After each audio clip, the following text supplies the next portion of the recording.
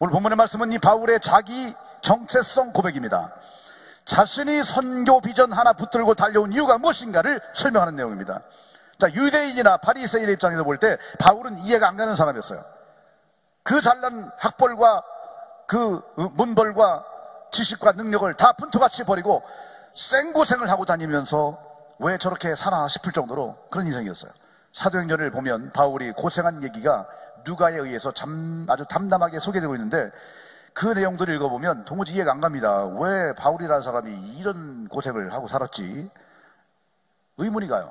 그런데 이 본문에서, 오늘 로마서에서 왜 내가 그래야만 했는지를 밝히고 있는 겁니다. 그것이 뭡니까? 바로 바울에게 일어났던 다메섹 회심 사건 때문이었다는 거예요. 이 회심 사건이 주는 의미가 뭐예요? 바울의 가치관과 정체성이 변화되었다, 그 말인 겁니다. 회심 사건은 다른 게 아닙니다. 정체성의 변화였어요. 여러분, 우리가 변화되는 거 그냥 되지 않아요. 아주 뿌리채 그냥 송두리째 뒤집어져야 됩니다. 송두리째 뒤집어지는 그런 역사가 일어나야 되는 거예요. 믿으시면 아멘 합시다.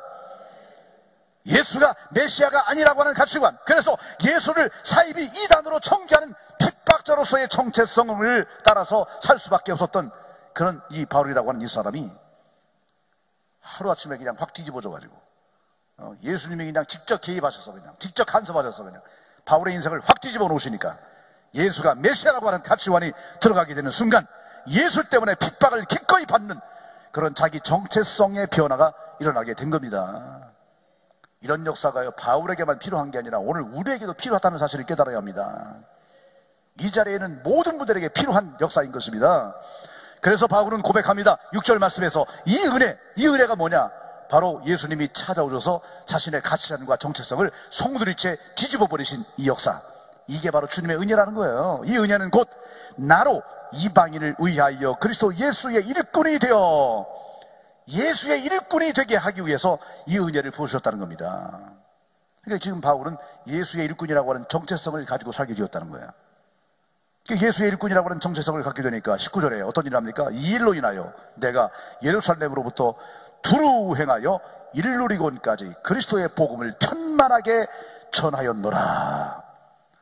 정체성이 바뀌니까, 그러니까 비전이 새롭게 형성이 되는 겁니다. 그리고 그 비전을 위하여 목숨까지 던지는 이런 놀라운 삶을 살게 되었다라고 고백하는 것입니다. 지금 바울은 자신은 복음을 편만하게 전하는 예수의 일꾼이다, 이것이 자신의 정체성이다라고 고백하는 겁니다. 난 이 고백이 저와 여러분의 고백이 되어 할 줄로 믿습니다. 예수의 일꾼이라고 하는 이 자기 정체성. 일꾼이 뭡니까? 일꾼을 레이트루고스라고 말하는데, 이 말은 라오스라는 말과 에르곤이라고 하는 이 단어가 합성된 거예요. 그래서 이 두 단어를 합치면 어떤 뜻이 되느냐면 사역자, 미니스트리를 하는 미니스터, 사역자, 그 말입니다. 이게 사역자가 뭐냐면 공적으로 성별된 직무를 맡아 수행하는 자를 사역자라고 말하게 되는 거예요. 그래서 그 감리교는 보통 이제 목사를 미니스터 이렇게 말합니다. 이제 패스터라고 하는 일반적인 그런 단어를 많이 쓰지만, 본질적으로는 이제 미니스터라고 하는 말을 쓰는 것이 더 정확하다라고 보는 거예요. 왜냐하면 공적으로, 주님께로부터 공적으로 성별된 직무를 맡아 수행하는 자이기 때문에 그래요. 바울은 자신이 미니스터로서의 삶을 살아가게 되었다라고 말하는 겁니다. 특별히 이 바울은 어떤 미니스터냐? 스페셜 메신저, 즉 특별한 사자, 즉 이방인들에게, 다른 사도들하고는 달라요. 이방인들에게 복음을 전하는 직무를 받은 자로서의 정체성을 가지고 있다라고 그렇게 자기를 소개하고 있는 겁니다. 그래서 이 정체성이 그로 하여금 그의 삶의 비전, 즉 이방인들로 거룩하게 하는 것, 이방인들을 거룩하게 하나님 앞에 세우는 것, 이것이 바로 이 바울의 삶의 비전이 된 거예요. 그의 변화된 가치관이 그의 변화된 정체성을 가능케 하고, 그 변화된 정체성이 그로 하여금 전혀 다른 위대한 하나님이 기뻐하시는 삶의 비전을 따라 살아가는 자가 되게 했다는 것입니다. 이것이 바로 본문의 내용이거든요. 이런 본문의 내용 가운데 담겨있는 메시지는 첫 번째로, 우리 모두는 예수의 일꾼이라고 하는 정체성을 가진 존재로서 복음의 제사장이 되어야 한다는 사실을 깨달아야 합니다. 예수의 일꾼은 복음의 제사장이 되어야 합니다. 자, 바울은 자기 정체성을 예수의 일꾼이라고 규정합니다. 그리고 일꾼이 해야 될 첫 번째 가장 중요한 직무는 복음의 제사장 직무를 감당하는 것이다, 이렇게 소개하고 있습니다. 자, 복음의 제사장이라는 말이 무슨 말입니까? 이방인들을 거룩하게 성별해서 하나님 앞에 거룩한 제물 되게 하는 것이다. 자, 제사장의 직무는 제물을 성별해서 드림으로 백성들의 죄를 사함받게 하는 겁니다. 제사의 원리는 제물이 불타는 것, 제물이 불타는 것, 그것이 제물을 불태우는 거예요. 이 제물을 불태움으로써 그 사람의 죄를 태우는 것이다. 이게 바로 제사의 원리 아닙니까? 이 바울은 자신이 곧 복음의 제사장으로서 이방인들에게 복음을 전함으로써 그들의 영혼이 성령 안에서 하나님께 드려지는 거룩한 제물이 된다라고 믿고 있는 겁니다. 바로 이것입니다. 우리 성도들이 곧 예수의 일꾼이고, 그리고 일꾼된 우리 성도들은 불신자에게 복음을 전하는 제사장적 직무를 감당하는 자가 되어야 한다, 그 말씀인 거예요. 할렐루야. 이게 바울에게만 해야 되는 말씀이 아니라 이 땅에 부름받고 구원받은 모든 성도들, 우리들, 오늘 교회에 나와서 예배드리는 모든 성도들, 우리 모두가 다 이렇게 거룩한 제사장의 직무를 감당해야 한다는 겁니다. 이게 바로 예수 일꾼이에요. 여러분이 예수 일꾼 되신 걸 믿습니까? 깨달으셨습니까? 이제부터 우리는 난 예수 일꾼이다, 이 정체성을 확고하게 가지고 살아가시기 바랍니다. 어영부영 교회 다니고 교회 와서 좋은 말이나 듣고 가고, 내 마음의 평안이나 추구하고, 나 혼자 편리를 추구하고, 그렇게 돌아가서 위안받고 위로받고 그렇게 사는 그런 인생으로 끝나는 것이 아니라, 우리 모든 성도들, 믿음의 사람들, 부름받은 모든 하나님의 백성들은 바로 제사장적 직무를 받도록 감당하도록 부름받은 존재임을 깨달아야 된다는 거예요. 이게 예수 일꾼의 정체성을 따라 사는 모습이에요. 할렐루야.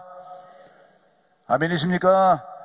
누구든지 하나님께 드려지는 제물이 되어야만 죄사함과 구원의 역사가 일어나게 되기 때문에, 성도가 성도된 것은 바로 이것 때문에 부름받았구나, 바로 이것 때문에 하나님이 나를 부르셨구나, 이 거룩한 직무를 받들어 감당하기로 단단히 결심하시고 살아가는 우리 하늘의 모든 성도가 되시기를 간절히 축원합니다.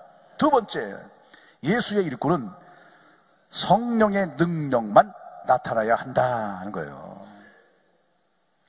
우리가 예수의 일꾼이라면 나를 통해서 성령의 능력만 나타나야 할 줄로 믿습니다. 18절 말씀 보면 자신을 통해 나타난 말이나 일이나 표적이나 기사, 이런 모든 것들이 뭐냐? 성령의 능력만을 나타낸 것이라고 고백을 합니다. 이게 성령의 능력은 복음을 전하는 방편입니다. 도구예요. 이방인들을 그리스도 앞에 순종하도록 하는 방편이 바로 능력이었다는 겁니다. 그래서 바울은 자신을 통해 증거되는 말, 자신을 통해 나타나는 모든 일들, 표적과 기사까지도 다 성령의 능력이다. 왜? 이방인들을 주님 앞에 순종하게 만드는 능력이었다, 방법이었다, 도구였다, 이렇게 말하고 있는 겁니다. 이 성령의 능력이 바울을 통해 죽은 자도 살아나요. 이 바울을 통해서요, 안전병이가 막 일어났어요. 귀신이 들린 자들이 귀신이 쫓겨나갔어요. 이 바울을 통해 바울이 독사에 물렸는데도, 그런데도 이 바울이 죽지 않았어요. 왜 이런 능력들이 나타나느냐? 이 바울을 통해서, 그 능력들을 통해서 불신자들에게 복음을 전파하고 그들로 하여금 그리스도 앞에 순종하도록 하기 위해서 하나님이 역사하신 것이다. 이게 내 능력이 아니다. 이것이 성령의 능력이 내 것이 아니고, 내 자랑이 아니고, 내 명예가 아니고, 내 잘남이 아니라는 거예요.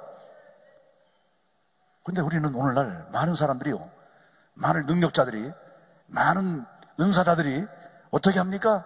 그 은사가 마치 자기 것이냐, 자기 이름을 드러내고, 자기 명예를 드러내고, 자기 잘남을 드러내고, 자기 것이냐, 자기 이득을 취하고, 은사를 통해서 돈을 벌고, 단적으로 말해서 은사를 이용해서 돈을 벌잖아요.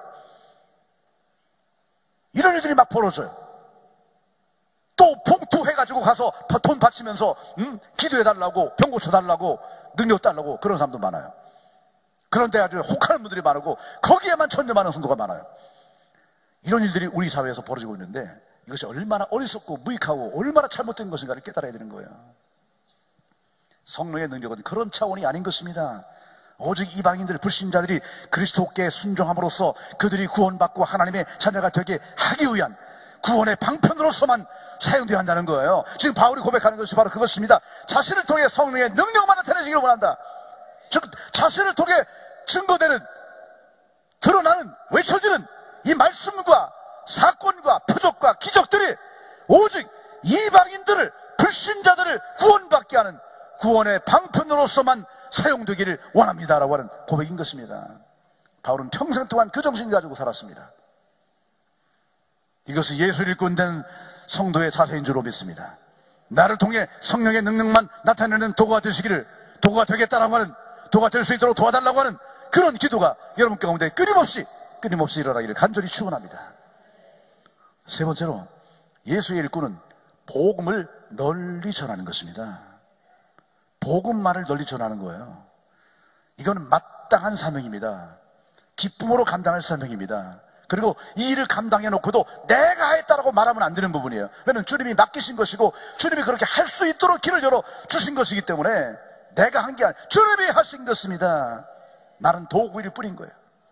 19절을 잘 보세요. 바울은 두루 행하였다. 두루 행하였다. 복음을 편만하게 전했다. 이렇게 고백하고 있어요. 이 두루라고 하는 말과 편만하게라고 하는 말은 같은 의미로 해석이 됩니다. 그만큼 이 바울이 여러 곳을 다니면서 널리 복음을 전파했다, 그 말인 거죠. 이 바울이 거론한 지방을 보면 예루살렘으로부터 일루리곤까지라고 그렇게 표현하고 있습니다. 이 복음의 출발지 예루살렘으로부터 로마의 동쪽 지역 전체를 가리키는 말인데, 아직 이 바울은 로마를 못 갔어요. 로마를 안 갔기 때문에 로마로부터 그 서쪽 지역은 아직 가보지 못한 곳이기 때문에 아직 그 부분에 대해서 말하지 않고 있어요.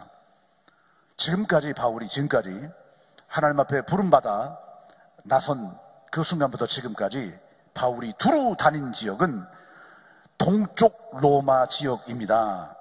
구체적으로 바울이 다닌 지역을 열거해 본다면 예루살렘으로부터 유다, 사마리아, 수리아, 구브로, 길리기아, 비시디아, 소아시아, 안탈리아, 갈라디아, 본도, 비두니아, 갑바도기아, 마게도냐, 헬라, 아가야, 그리고 일루리곤까지 매우 광활하고 험난한 지역이에요.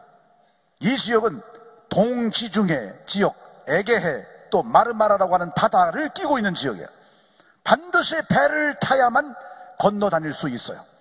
그런데 겨울철이면 항상 유라굴로라고 하는 광풍이 불어와요. 광풍.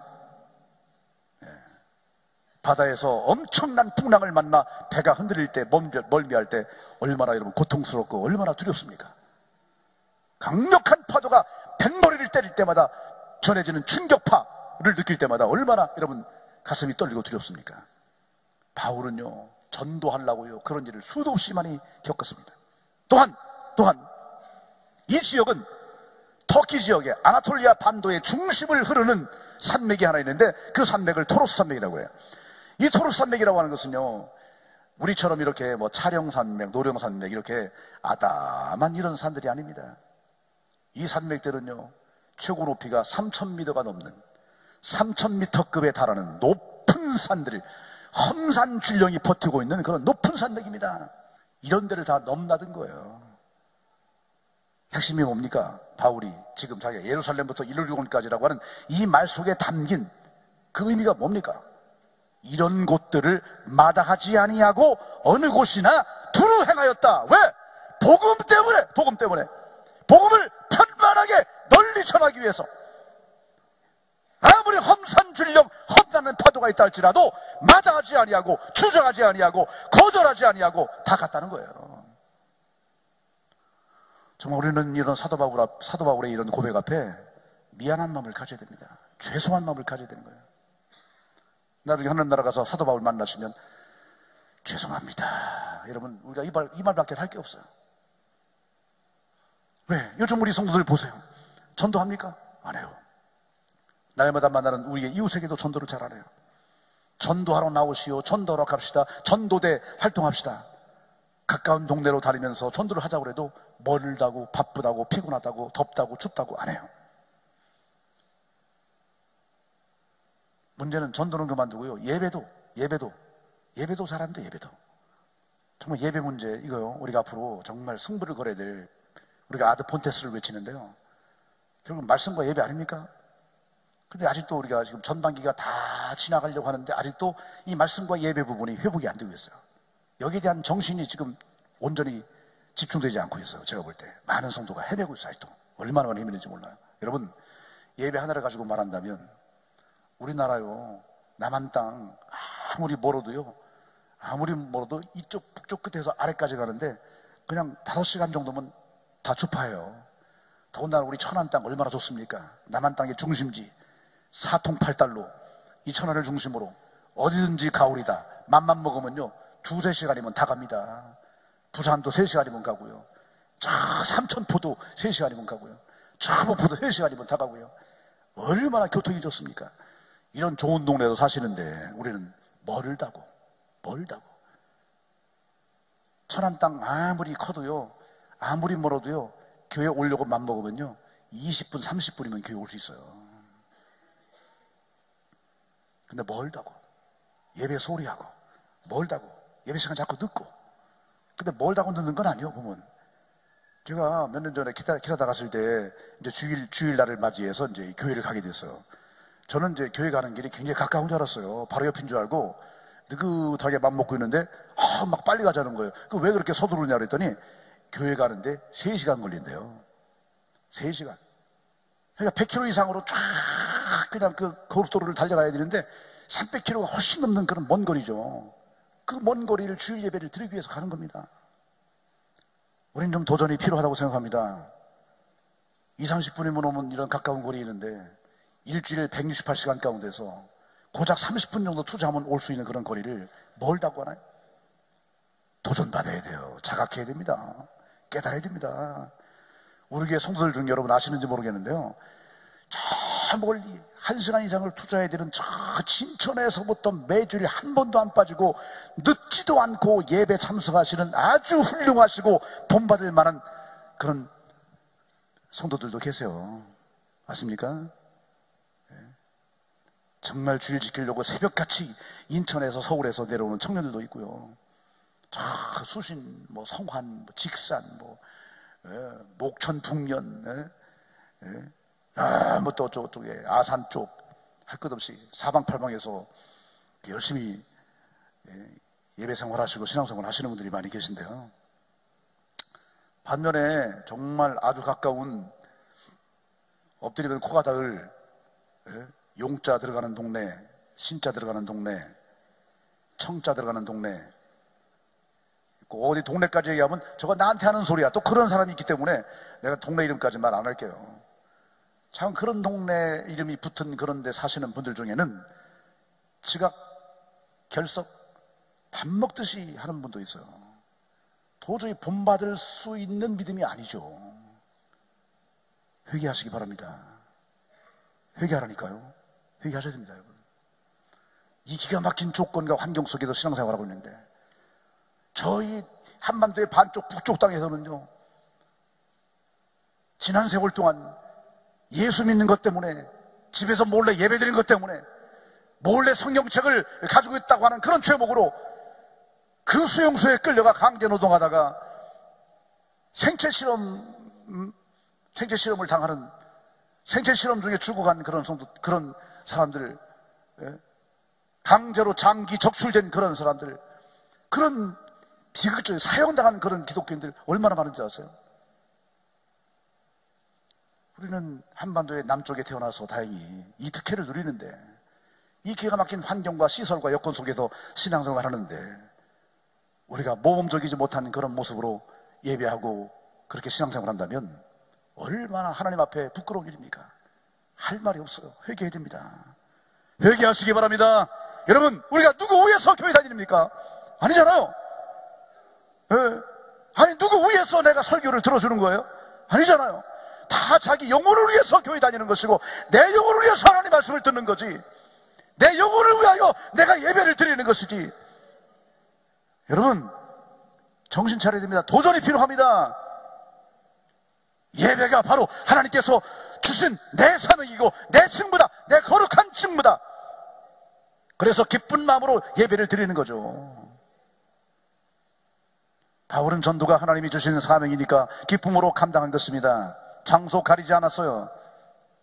성령께서 인도하시는 대로 어디든지 그냥 달려간 겁니다.